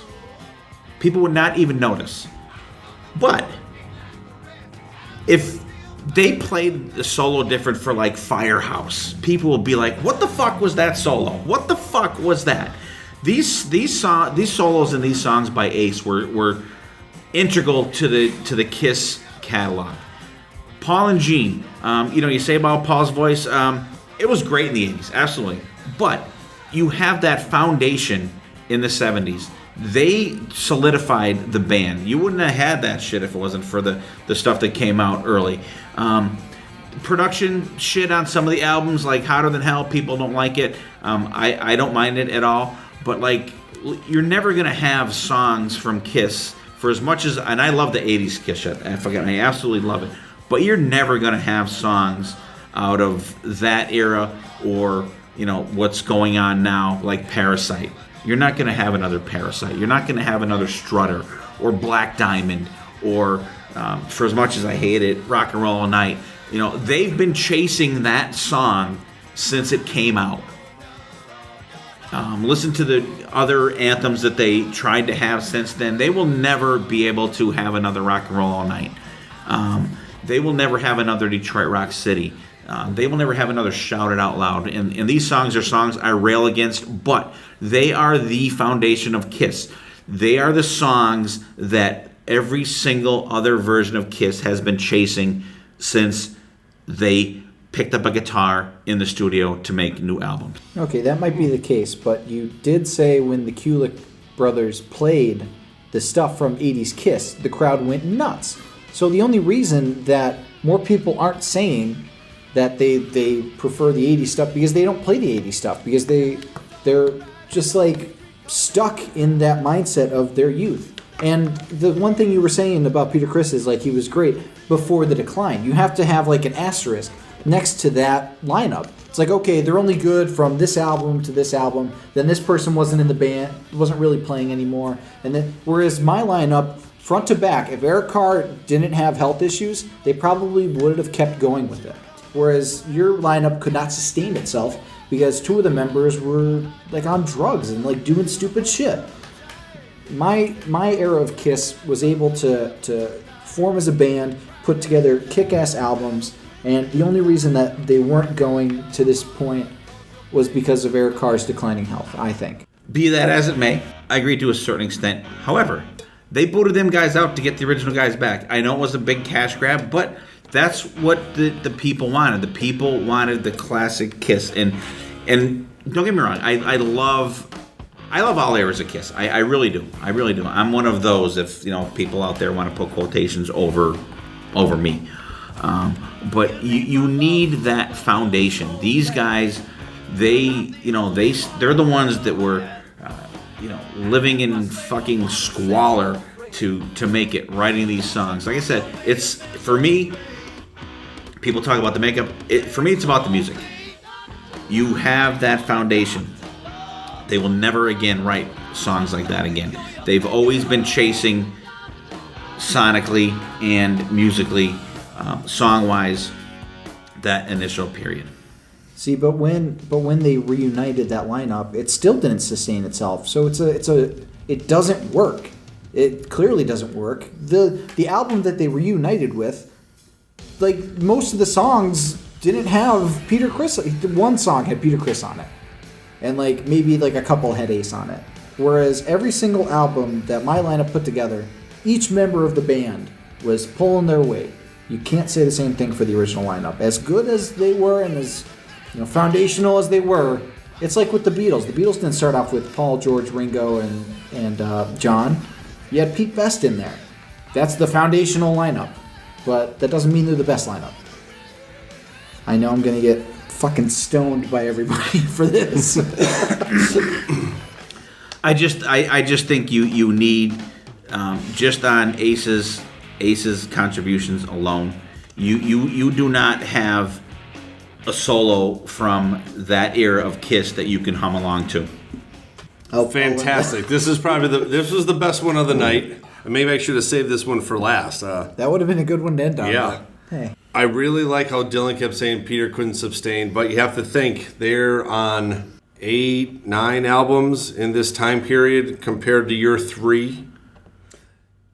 Over the time period. But like, even in that era, like it was more the norm to put out like an album every year. Sure. Whereas my era, but continue. Sure. Sorry. No, definitely. I totally understand. But you have to see my point too when you're talking 8 albums, and then there's the drug and alcohol problem. Then they do all their solos. But if you go, maybe if you talk about the first 3 albums compared to your 3 albums, and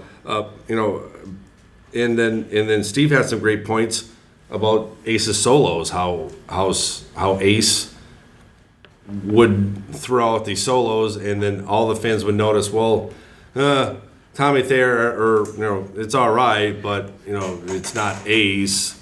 And It wasn't played that way. and I really loved your they're still trying to chase rock and roll all night. So just to be fair and go into the final question, we got a 4-4 tie. I'm gonna give that one to Steve. Yeah. It's tough arguing against the original fucking lineup. Although I did pick first, so. So here is the tie-breaking question at 4-4. I'm gonna lose this. I'm glad we got the music video one out of the way. And Steven will go first. All right, and the very last question, the tiebreaker, if you would, is from a great returning guest, Sonny Pooney. I sent some messages out to get some different questions, but I really enjoyed this one. And from Sonny Pooney, the tiebreaker question is, what is more important today in metal music? The singing ability or the front man? And Steven, the podfessor, what do you think is more important today in rock and roll and heavy metal music, buddy? Is it the singing ability or is it being a front man? I'm going to say, which I can't really believe I'm saying, I'm gonna definitely say singing ability. It is definitely go to tonight, where Kiss is on America's Got Talent.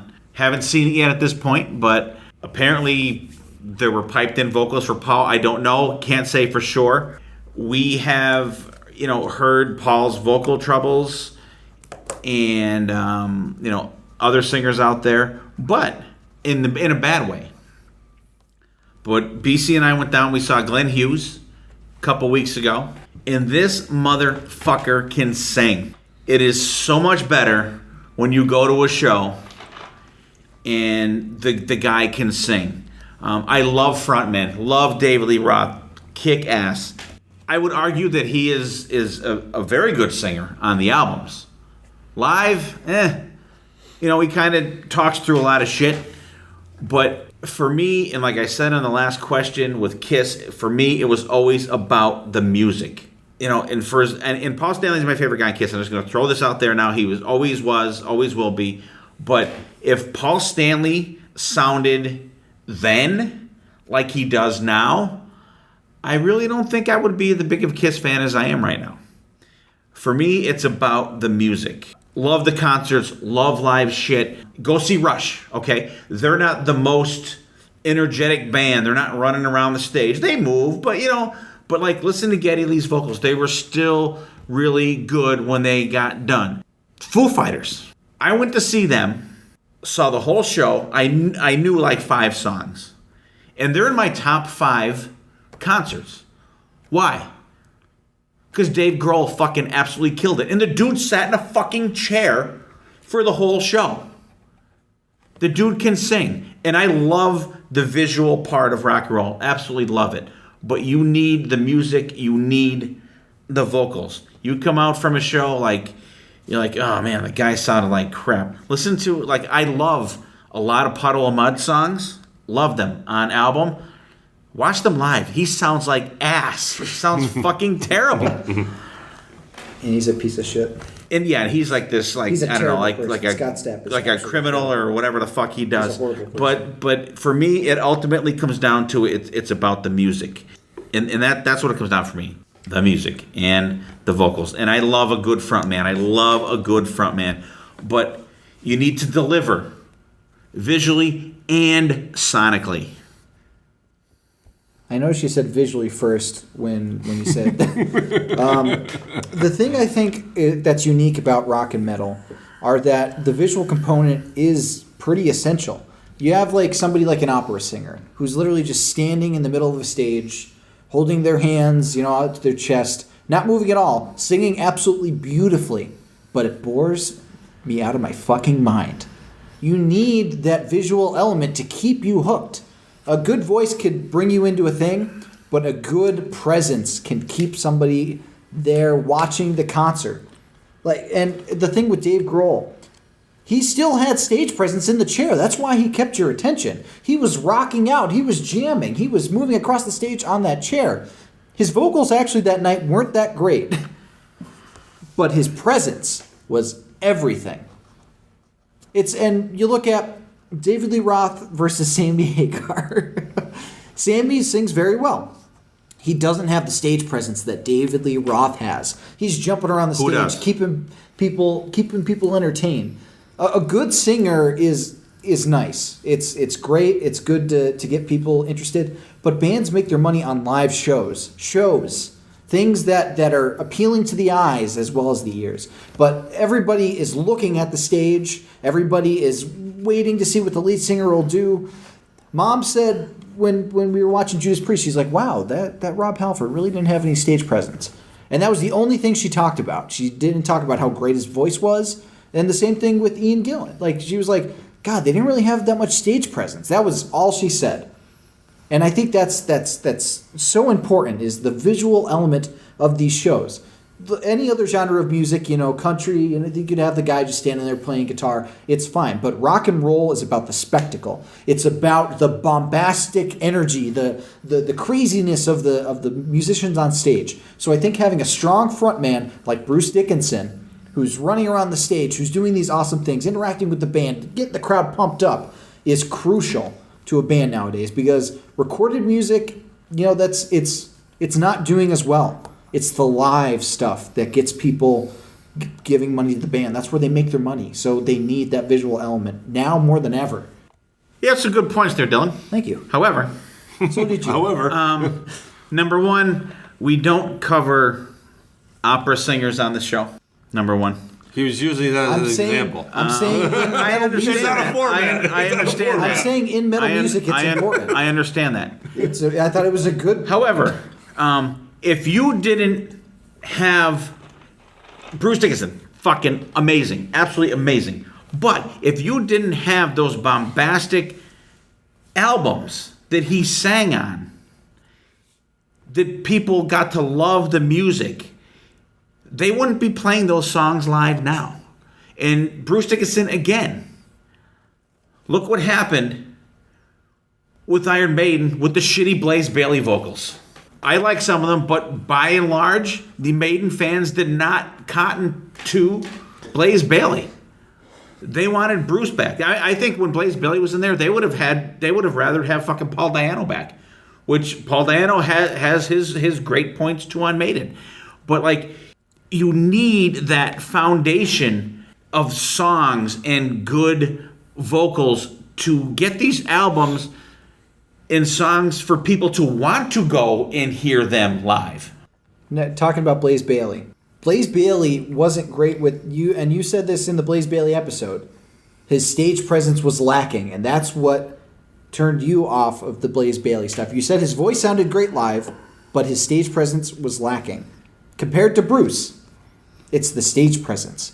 And like you said, you need the foundation to get the. But I people also in said there. you need the songs, and they didn't have the songs. But like, we're talking about metal today, right? Was that the thing? It was like nowadays is like Frontman. That's so important because albums aren't selling. They're not making money off albums anymore. They're making money off the live shows. So they need to have the live shows be extra special and extra amazing. And you need that frontman there to get the crowds pumped up to want to come back to see another one. They don't want just a boring guy just singing, standing at the mic, singing beautifully, but just like looking nervous and just standing there. They're going to be like, okay, the music was good, but like their stage show wasn't that exciting. So I'll buy their album or I'll stream their album online, but I'm not going to go see a live show anymore. You need that presence. But the band, to the seats. But the bands the that money. you've already seen, the albums, the songs. You wouldn't know this. You wouldn't be listening to the band if they did not have strong vocals. But he said nowadays, like today, like it's important for a band to have that front runner to come to the show. But it's important for those albums to sound good for you to know. You wouldn't be listening to these songs if they sounded like shit. They're not making money off of albums. They're making money off the live shows. But they're able to do the live shows because of the albums that they put out. Do you have to have the last word every time? Yes. I'll let him have Wow. the last word. I will have the last Thank word. you. Once again, you two battled tooth and nail, That's fist docking. and fist and teeth flying, chiclets all over the place, blood coming out of your nose, eyes are swollen. Cut me, Mickey. Cut me, Mickey. You threw. I'm sorry. Cut Dylan, Mickey. But I think this is a great time to add a nice little poll to the podcast. But Come on, you didn't see that coming? when I add the poll, I will vote for you, Dylan, because I thought you did a great Thank you. debate of frontman, because I really thought Steve was going to really bring it with selling more albums, and you really threw out making money for the band as an aspect of bringing money into the bands. Yeah. So I give my vote to you, Thank but you. I want to throw it out to everybody else. Unofficially, Not quite dead yet. I So unofficially please, have won, but Listeners, I would be angry, but I've done it before, so threw it out there. Hey, these were awesome questions, though. Let us know. Hey, and it's all for fun. Yeah. Like we're not, I'm not going, I'm not going to get a Cadillac if I win, or Dylan's not going to, get a free week in Hawaii or something if he comes out on top. Would be great. It's just great to debate, and it's great to, and we had no idea of these questions before we came on here. And I thought you were gonna pick frontmen, and I was so ready to argue for singers. that's why I picked it. I know you did that to screw me up, because we literally. But that's what it's all. Yeah, I know, because frontman. we've done the Mount Rushmore episodes, and Dylan and I kind of have a running battle. Like I wanted to do a frontman episode of it and a singer's episode of it, but I've apparently been shot down on that, so we're gonna have to combine the two. So I think it was a great topic. We're all winners. everybody gets a participation trophy. Yep, we're gonna get it. How Can you get one? Can you print out like a participation certificate for us for these? Yeah. A gift certificate. But it's all in great fun. It's great. It's always cool to do something different. Lets me stretch out And it's fun. my brain. And actually, this episode came together within like 2 days because we were Right. supposed to record another episode, and things didn't work out how we wanted them to. So this is kind of off the cuff. But I mean, I thought it was a great time. Did a kick-ass BB job. did a kick-ass job. Yeah, it was fun. I enjoyed it. And every once in a while, you got to throw a little bit of sarcasm around with you guys, because like Steve said, it's all in fun. And hell, Dylan could have won 9-0 tonight. But the way that I'm glad I asked the questions the way I did, because there was some question I'm like, oh well, Dylan will say this and Steve will say this. This will be awesome. But a couple you didn't pick what I thought you would, and Steve didn't pick the way I thought. But other questions you thought, but it wasn't the same. Yeah. So. But it was really cool. I enjoyed it. It's probably how you have a good time putting together that Jeopardy episode. Yeah. Like I had a good time, and I thought that, and I really thought about it. Like these last 2 days, I'm like, oh boy, what would be a great topic? Because you have to think of something that has more than our A yes final or no. question Yeah. of 2 answers. Yeah. So it's somewhat difficult, but you don't want to ask all Kiss questions, because you can think of a million Kiss questions. But I had a good time. I thought it was really cool, and I really thought this came together really well for Maybe we can having do 2 a days Kiss together. debate alone. True. Yeah. Think about that, Dylan. Off the cuff. Yeah, you did an amazing job, BB. It's cool when I get to be a part of these episodes, because I do love putting them together, but I also love debating. Like the bracket, I really loved doing that episode. Right. And you are the hidden gem of the debates of the Potter Than Hell podcast. So I like to think I'm benched for a reason. No. No, but this was really fun. I always love doing the debate episodes, and I'm really excited to do Jeopardy. You mentioned Jeopardy, and I'm just like jonesing to give you guys the next Jeopardy board, because I have so many cool questions prepared for that. But Cool. I love. Great job. This was great. This was a lot of fun. Yeah. I want to say thank you, BB. You did a kick-ass job here, and thank you, Sonny and Steven, and anybody else who submitted questions to BB.